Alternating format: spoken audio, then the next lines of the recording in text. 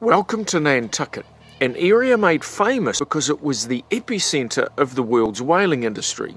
But now it runs the risk of becoming famous for another reason. A group of local individuals, led by Crockett Snow, are wanting to reduce the seal numbers. Historically, there was over 100,000 seals in this area, but a $5 bounty on their heads saw them all but wiped out. The Marine Mammal Protection Act was introduced in the 70s, and this has seen the grey seals come back to around 15,000 today, which, if you ask me, is actually a great success story. Snow and his mates, though, don't see it as a good thing, and the coalition makes a number of claims. They claim that the seals are stealing fish from anglers.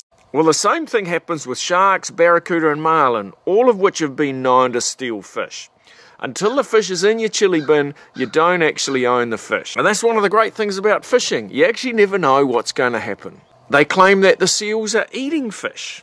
Well, mostly the seals here eat sand lance and shrimp, which are not targeted by anglers. But yes, seals do eat some fish. That's what they do.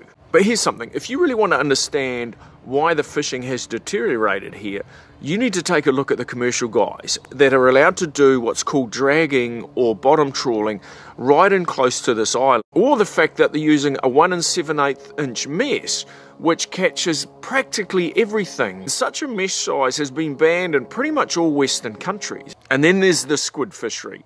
Last year, 6 million pounds of squid were harvested from just a few nautical miles of this area. And on top of that, there was 3 million pounds of discarded bycatch. So if you want to know what's stuffing the fishing here, blame it on the commercial fishermen. Don't go blaming it on the seals. Mr. Snow makes a few other claims. He also says that seals are spreading the flu virus. Well, if you don't want to catch the flu, don't go kissing no seals. He also says the seals are a menace to local. They're hardly the world's greatest sprinters, so just stay clear of them. Finally, he says that the seals are attracting great white sharks.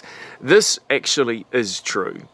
In the shark world, the grey seal is like a soft-shelled taco, and they absolutely love them. And eventually, sharks are going to control the population's numbers here, as will disease and the available food supply and other things.